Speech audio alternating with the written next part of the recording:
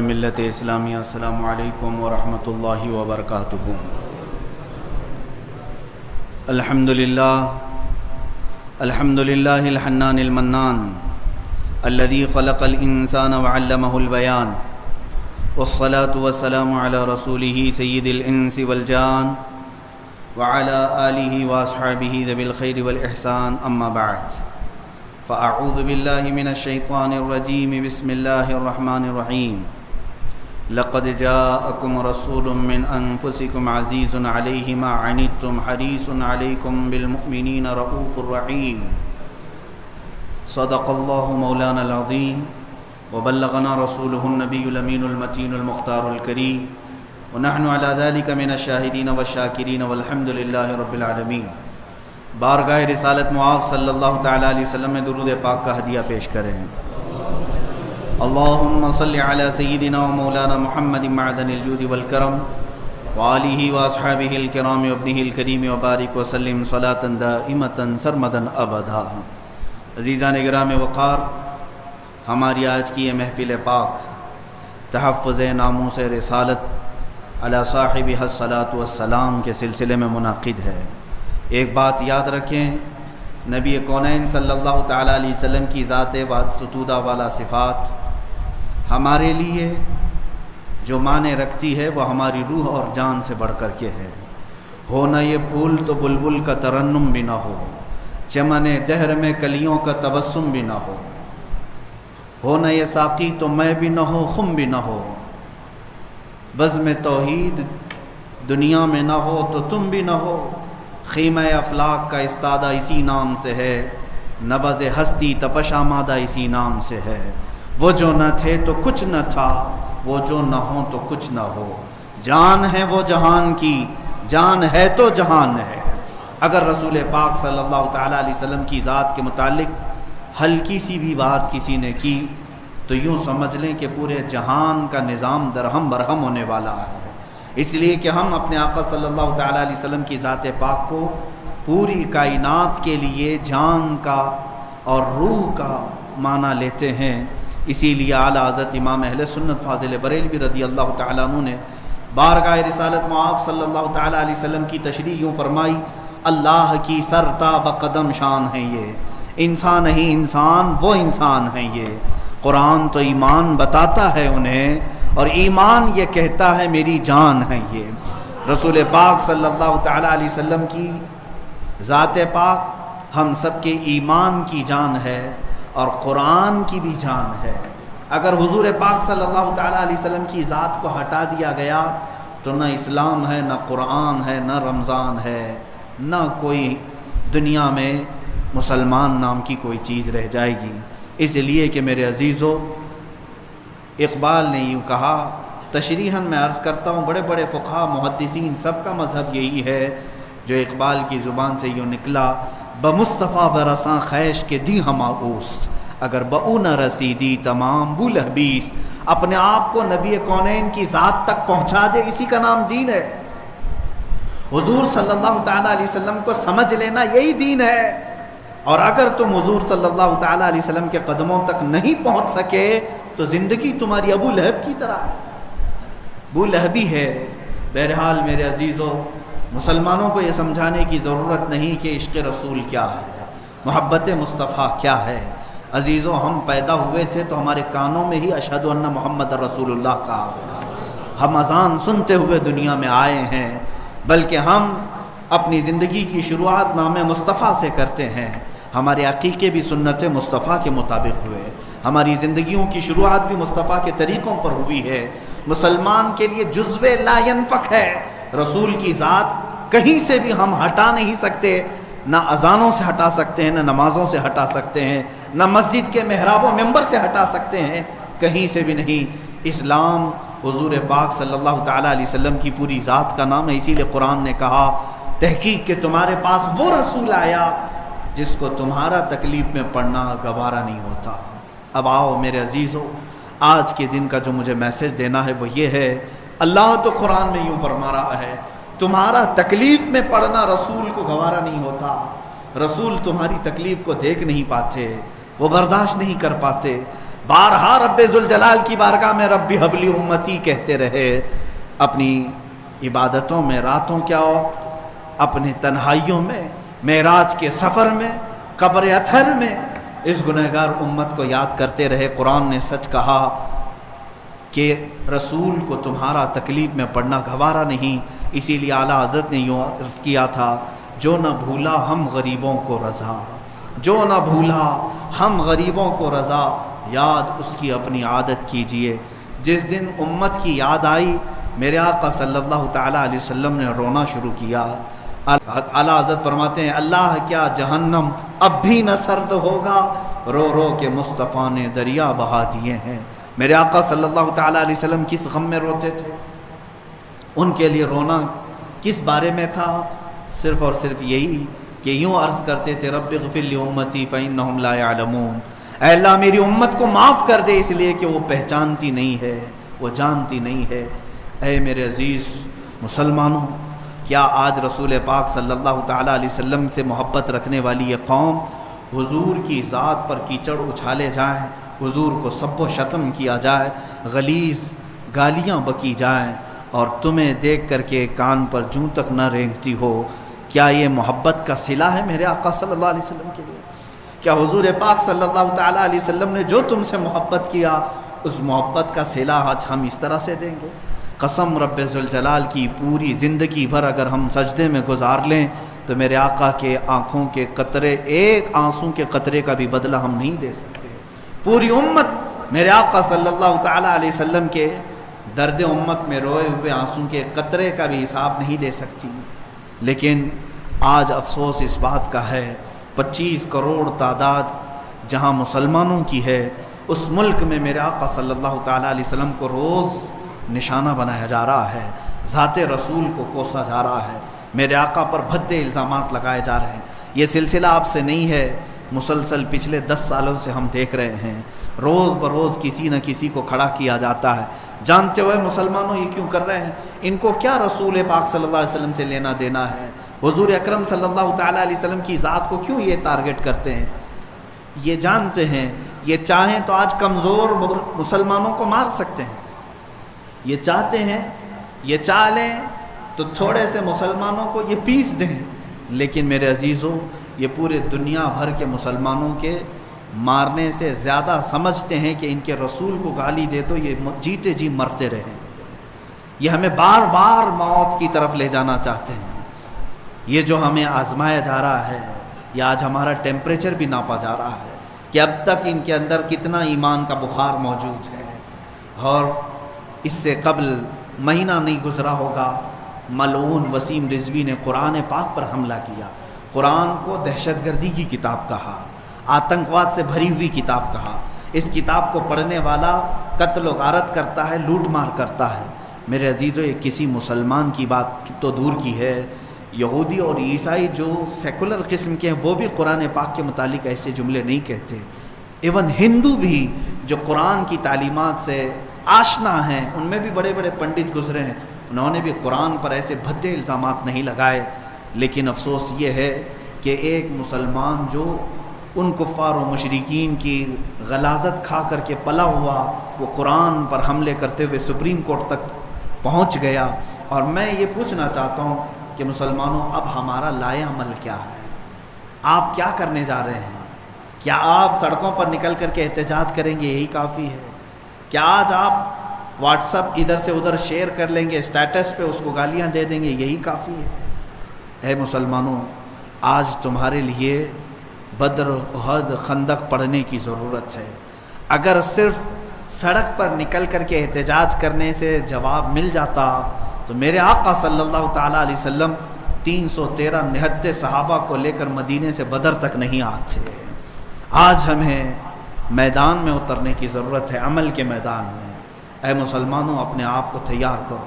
میں دعوت دے رہا ہوں نوجوانوں کو، تو کبھی کبھار پھر میں یہ سوچتا ہوں کیا میں ان نوجوانوں کو بلاؤں عظمت رسالت کی پہرہ داری کے لیے، جن کی راتیں گانا سننے میں گزر جاتی ہیں، صبح گندی تصویریں دیکھنے میں نکل جاتی ہیں، اکثر وقت تو ان کا گیم کھیلنے میں چلا جاتا ہے، فیس بک کی چیٹنگ، انسٹاگرام پر اپنے اوقات صرف کرنے والوں کو میں کیسے دعوت دے سکتا ہوں؟ انہیں کس نام سے میں بلاؤں؟ کبھی کبھار یہ بھی شرم آتی ہے۔ اے میرے عزیزو، حالات اس قدر سخت سے سخت ہوتے چلے گئے، آج دل درد کرتا ہے، دل کے ٹکڑوں میں ہزاروں طرح کی ٹیسیں اٹھتی ہیں کہ عظمت رسالت صلی اللہ تعالیٰ علیہ وسلم پر اس قدر حملے۔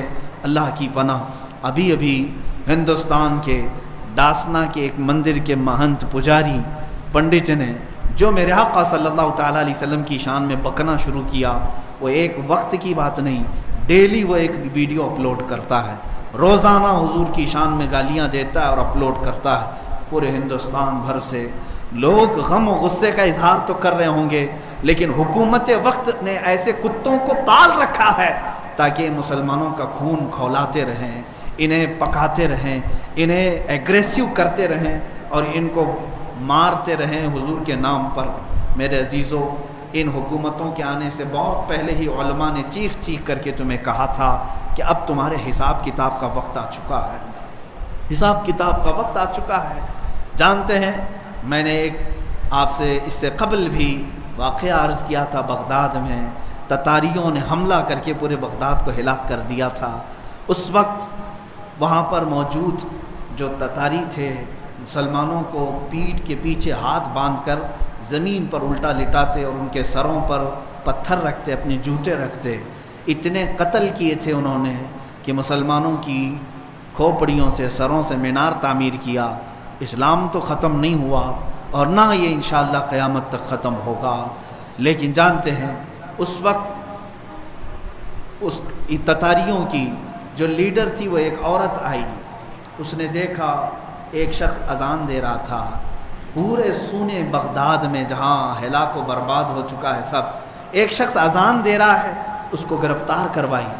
عورت جو لیڈی تھی وہ اس وقت جرنیل رہی ہو، جو بھی رہی ہو، اس مسلمان سے پوچھا ان حالات میں بھی تو اذان دے رہا ہے؟ اب بھی تو اذان دے رہا ہے؟ سارے مسلمان مارے گئے۔ تو اس نے کہا جب تک روح باقی رہے گی میں اذان دیتا رہوں گا، میں پکارتا رہوں گا۔ اذان یہ جگانے کے لیے ہے، بیدار کرنے کے لیے ہے، جب تک میری زبان کھلے گی میں اذان دیتا رہوں گا۔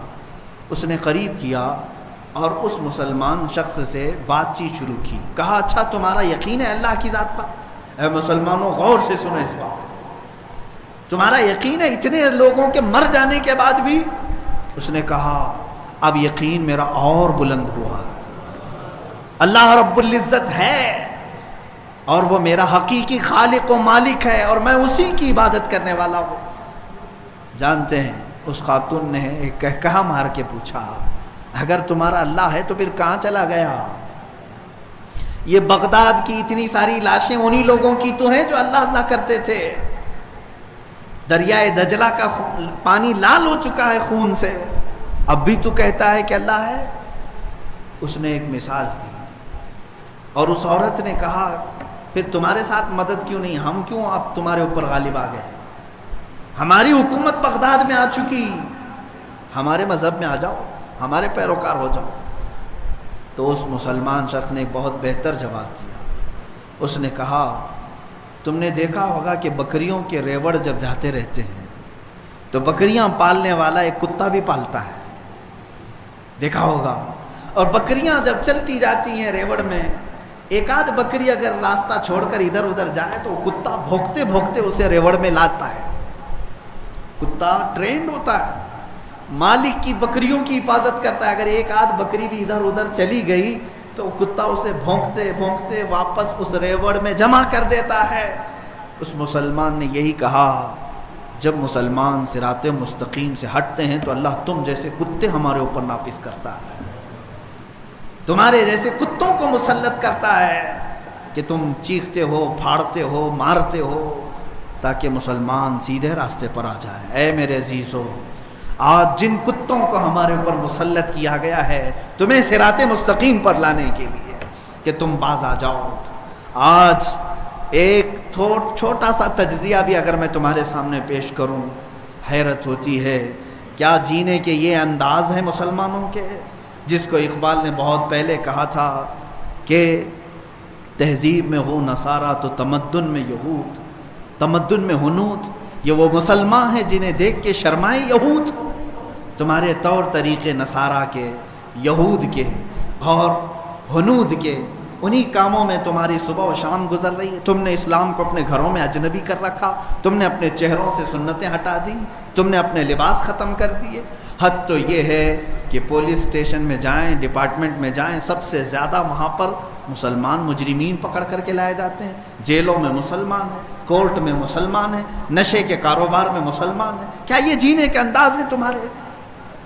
میں آج کے ان مسلمانوں کو ضرور کہنا چاہوں گا کہ تم پاکیزگی کے لیے آئے تھے، طہارت کے لیے آئے تھے۔ تمہارے ہاں تو استنجا کے طریقے تک بتا دیے میرے مصطفیٰ کریم صلی اللہ علیہ وسلم نے، لیکن اس قوم کی حالت آج یہ ہے کہ ان کے محلے سب سے زیادہ غلاظت، ان کے محلوں میں بے حیائی زیادہ۔ جب تم اسلام کی بنیادوں کو چھوڑ کر کے دوسری جگہ عزت پانے کی کوشش کرو گے تو پھر تمہارے ساتھ یہی ہوگا۔ اے مسلمانوں، بار بار جو تمہاری جانوں کو جلایا جا رہا ہے اس کی وجہ یہ ہے کہ تم اپنے اعمال کو بدلو، تم اپنے اخلاق کو بدلو۔ تم کس منہ سے میرے آقا کے نام کی بات کرتے ہو، حضور پاک صلی اللہ تعالیٰ علیہ وسلم کی محبت کے نعرے لگاتے ہو؟ کبھی اپنے اعمال سے پوچھا، کبھی اپنے گھروں سے پوچھا؟ صحابی آئے، حضور سے پوچھا گھر میں بیٹا ہوا کیا نام رکھوں؟ میرے آقا نے فرمایا محمد رکھو۔ 1.5 سال 2 سال کے بعد آئے، کہا حضور دوسرا بیٹا ہوا ہے کیا نام رکھوں؟ کہا محمد رکھو۔ پھر 2 سال کے بعد آئے، کہا تیسرا بیٹا ہوا ہے نام کیا رکھوں؟ میرے آقا نے فرمایا محمد۔ انہوں نے کہا یا رسول اللہ پہلے بھی محمد ہے، دوسرے بھی ہے، پھر تیسرا بھی رکھوں؟ میرے آقا نے فرمایا کیا تجھے فرق پڑتا ہے تیرے ایک گھر میں 3 محمد ہوں؟ اللہ کے نبی صلی اللہ تعالیٰ علیہ وسلم کے وہ صحابہ اپنی نسبتیں میرے آقا سے جوڑنے پر فخر کرتے تھے۔ عمر ابن خطاب رضی اللہ تعالیٰ عنہ یوں فرماتے ہیں کہ ہم تو ایک ذلیل قوم میں سے تھے، رسول پاک کے قدموں کی برکت ہے کہ انہوں نے ہمیں عزت عطا فرمائی۔ جب تک بکے نہ تھے تو کوئی پوچھتا نہ تھا، یا رسول اللہ تم نے خرید کر ہمیں انمول کر دیا۔ آج تمہاری جو عزتیں ہیں وہ صرف نام رسول کی وجہ سے ہے۔ آبروئے ماں ز نام مصطفیٰ است، ہر چے دری دنیا باد مصطفیٰ است۔ اس دنیا میں جو کچھ بھی ہمارے لیے مسلمانوں کے لیے وہ نبی کونین صلی اللہ تعالیٰ علیہ وسلم کی عزت کے بات ہے۔ آپ کیا سمجھتے ہیں بدر کیوں ہوئی، احد کیوں ہوئی، خندق کیوں ہوئی، حنین، تبوک، یہ کیوں ہوئی جنگیں؟ اس لیے کہ عظمت رسالت پر جب کسی نے انگلی اٹھائی صحابہ بے قرار ہوئے اور اپنے شہروں سے باہر نکل آئے، اور پھر دنیا کو یہ سبق سکھایا۔ سلطان عبدالحمید ثانی اللہ ان کی قبر پر ہزاروں رحمتیں نازل فرمائے، ترکی کے وہ عظیم خلیفہ اسلام تھے۔ فرانس نے ایک بار گستاخی کی تھی تو انہوں نے برجستہ یوں کہا تھا کہ فوراً اپنی وہ فلم جو ریلیز کرنے والے ہو رسول پاک صلی اللہ تعالیٰ علیہ وسلم کے نام سے یا کارٹون بنانے کے پلان ہوں، فوراً ترک کرو ورنہ ساری دنیا میں تمہارے سر پر لا کر پھوڑ دوں گا۔ صرف اتنا ایک خلیفہ اسلام کا کہنا تھا کہ فرانس اپنے قدم پیچھے لے لیا، آج سے 100 سال پہلے کی۔ آج دنیا بھر میں 57 اسلامی ممالک کا کوئی بادشاہ میرے نبی کے نام پر بات کرنے کو تک تیار نہیں۔ حضور اکرم صلی اللہ تعالیٰ علیہ وسلم کی عظمت پر اس قدر غلیظ حملے ہو رہے ہیں لیکن کوئی بولنے کو تک تیار نہیں۔ کہاں ہے سعودی، کہاں ہے امارات، کہاں ہے کویت، کہاں ہے بحرین، کہاں ہے عراق و شام و یمن؟ سب ختم۔ یہ آپسی رسہ کشی میں مبتلا ہیں، وہ ایک دوسرے کے سر مارنے میں مصروف ہے۔ اے مسلمانوں، اقبال نے بہت پہلے ہی یہ کہا تھا، ان سے پھرے جہاں پھرا پھر آئی کمی وقار، ان کے جو ہم غلام تھے خلق کے پیشوا رہے۔ ایک نقطہ اتحاد تھا ہمارے پاس، وہ نام رسول، میرے آقا صلی اللہ تعالیٰ علیہ وسلم کا نام پاک پورے لوگوں کو ہمیں جوڑ رکھتا تھا۔ مدینے میں حبشہ سے کوئی آیا ہے، روم سے کوئی آیا ہے، فارس سے کوئی آیا ہے، لیکن جب وہ سارے لوگ الگ الگ ملکوں سے الگ الگ نسلوں سے آتے، مدینے میں میرے آقا کے نام پر سب سگے بھائیوں کی طرح جڑ جاتے تھے۔ آج یہ اختلافات، یہ انتشارات جنہوں نے ہمیں توڑ رکھا ہے، جس کی وجہ سے کچھ مٹھی بھر شدت پسند آتنکواد پنڈت جنہوں نے میرے نبی کونین صلی اللہ تعالیٰ علیہ وسلم کی شان میں ہرزہ سرائی شروع کی ہے۔ آج میں برجستہ یہ کہتا ہوں، علل اعلان کہتا ہوں، ہندوستان میں سب سے بڑا کوئی آتنکواد ہے تو وہ نرسنگھارم سوامی ہے، جو میرے آقا صلی اللہ تعالیٰ علیہ وسلم کی عزت پر حملے کر رہا ہے۔ بارہا اسے مطالبہ کیا گیا ان تمام باتوں کو ختم کرنے کا۔ اب میں بہت احتجاجات کی بات نہیں کروں گا، ایک میری بات سن لے۔ میں آج بڑے جذبات کے ساتھ اگرچہ ہوں، بولنے کی اب ہمارے پاس بھی طاقت نہیں رہ گئی، اس لیے کہ ہم بھی مجرم ہیں۔ بارگاہ رب العزت میں اگر ہماری پکڑ ہو گئی کہ تمہاری جوانی کے دوران مصطفیٰ کریم صلی اللہ تعالیٰ علیہ وسلم کی عزت پر حملے ہوتے تھے، تم کیا کہتے تھے، مجھے ڈر لگتا ہے آج یا کل اگر ہم مریں گے، ہماری بھی لاشیں قبرستانوں میں جائیں گے، قبروں میں تو ہم اس نام سے جاتے ہیں کہ دیدار مصطفیٰ ہوگا، لیکن اے مسلمانوں اب کس نام سے ہم جائیں گے؟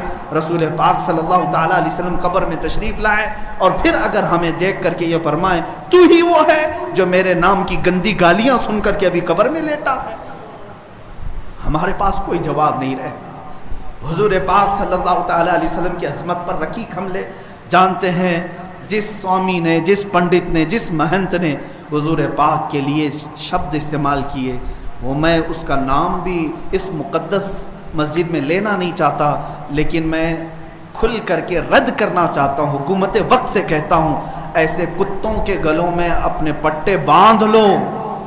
اور سنو، یہ کہتا ہے وہ پنڈت کہ میں بلیدان دینا چاہتا ہوں اور مجھے کوئی مسلمان آ کے مار دے، قتل کر دے، تاکہ ہندو سب سمجھ جائیں کہ مسلمان ہتھیارے ہوتے ہیں۔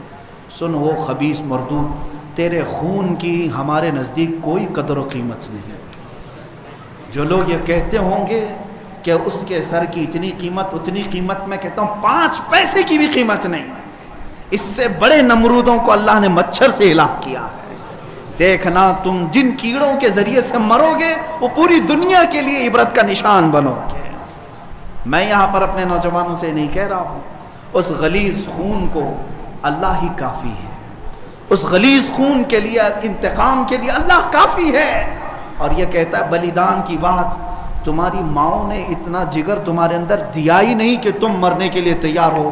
بلاؤ اپنی قوم کو اور پھر ہم بتاتے ہیں عظمت رسالت پر کون قربانی دیتا ہے۔ میدان میں آنے کے بعد پتہ چلے گا، اگر کوئی اپنی گردن کٹا سکتا ہے تو صرف نام مصطفیٰ پر کٹایا جا سکتا ہے۔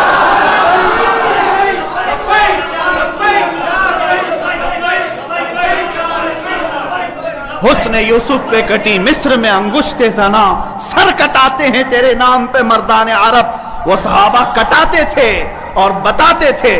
آج اگر وہ پنڈت وہاں بیٹھ کر کے کہتا ہے کہ میں بلیدان دینا چاہتا ہوں، تو اپنی کوٹھے میں بیٹھ کر بلیدان دے لے تیرے اپنے گھر میں، لیکن میں جانتا ہوں کہ 1 لاکھ کیا، ابھی اگر میں ہندوستان کے نوجوانوں کو آواز دے دوں تو پوری دلی کی سرزمین بھر جائے گی انشاءاللہ العزیز۔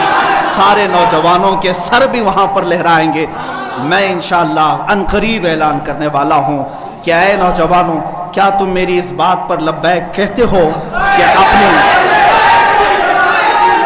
کیا تم میری اس بات پر آواز دے کر لبیک کہتے ہو کہ اگر حکومت وقت نے اس ملعون کو گرفتار نہیں کیا یا عظمت رسالت پر بھونکنے والوں کے گلے میں پٹا نہیں ڈالا تو ہندوستان کے ہر کونے سے مسلمان اپنے سر پر کفن باندھ کر دلی پہنچے؟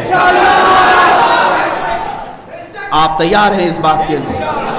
انشاءاللہ العزیز اگر سر کٹے گا، اے مسلمانوں گھبرانا نہیں، سب سے پہلے اس فقیر کا سر جائے گا انشاءاللہ، سب سے پہلے ہماری گردن کٹے گی۔ اور یہ مرنا تو ہے ہی آج یا کل، اپنے بستر پر ایڑیاں رگڑ رگڑ کر مرنے سے تو بہتر ہے میرے مصطفیٰ کی عظمت کا پرچم بلند کر کے دنیا سے جائے، اس لیے کہ فرشتے بھی ہماری لاشوں کے استقبال کے لیے تیار، فرشتے بھی ہماری لاشوں کے استقبال کے لیے تیار ہوں، اس لیے کہ فرشتے بھی یہ کہیں گے یہ عام آدمی کی لاش نہیں آ رہی ہے، میرے نبی پاک پر اپنا خون نچھاور کرنے والا آ رہا ہے۔ اور انشاءاللہ العزیز انشاءاللہ وہ پنڈت اپنے بزدلوں کو جمع کرنے کی کوشش کر رہا ہے۔ اور ابھی میں نے دیکھا ایک ویڈیو نشر کر کے وہ کہتا ہے ہندو بھائیوں سے میں کہتا ہوں کہ تم اپنی قربانی کے لیے تیار ہو جاؤ، کیوں زہر پھیلا رہے ہو، کیوں زہر پھیلا رہے ہو ہندوستان میں؟ ہم نے کبھی لڑنے کا یا جہاد کا اعلان نہیں کیا، اب تک ہمارے کسی عالم نے اعلان نہیں کیا۔ امن کے ساتھ رہنے کی تلقین اسلام نے بھی دی ہے، حضور نے خود فرمایا ہے جنگ کی تمنا مت کرو، جنگ کی. لا تتمنوا لقاء عدوکم، میرے آقا فرماتے ہیں دشمنوں سے مٹ بھیڑ کرنے کا، جنگ کرنے کا ارادہ مت کرنا، تمنا مت کرنا. ہاں اگر ان کی طرف سے آ جائے تو پھر قدم بھی پیچھے مت لینا، پھر قدم پیچھے نہیں لینا. اس وقت پھر تم سمجھ لینا تمہارے ساتھ کون ہوگا. پرائم منسٹر آئے گا، ہوم منسٹر آئے گا، سی ایم آئے گا، یہ سب اسی کوٹھے کے لوگ ہیں. اے مسلمانوں فخر کے ساتھ آنا، تمہارے ساتھ کوئی اہل سیاست نہیں آئے گا. تمہارے پیٹھ پیچھے رسول اللہ کی ذات ہوگی اور تمہارے سر پر اللہ رب العزت کی عنایت ہوگی. اللہ اور اس کے رسول کے بھروسے پر ہم جائیں گے انشاءاللہ. اور یاد رکھنا یہ صرف جذبات کی باتیں نہیں، جوش کی باتیں نہیں. میں اپنا ایک پیغام ریکارڈ کرنا چاہتا ہوں. اگر اس ملعون اور اس خبیث نمرود کی اولاد تک میری یہ بات پہنچ سکتی ہے تو پہنچا دی جائے.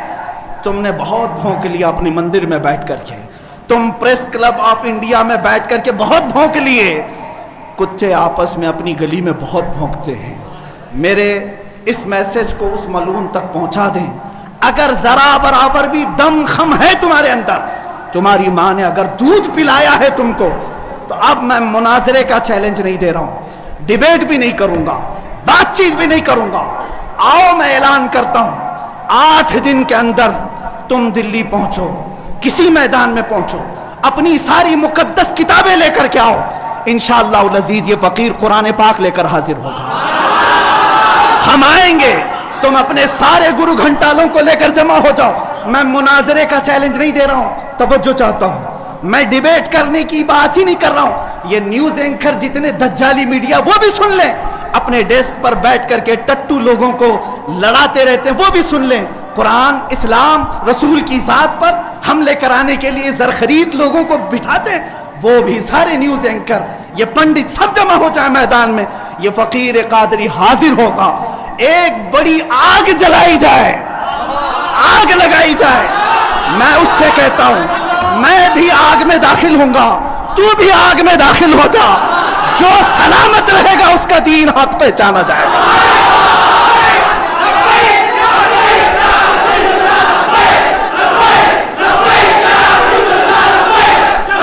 بہت ہو گیا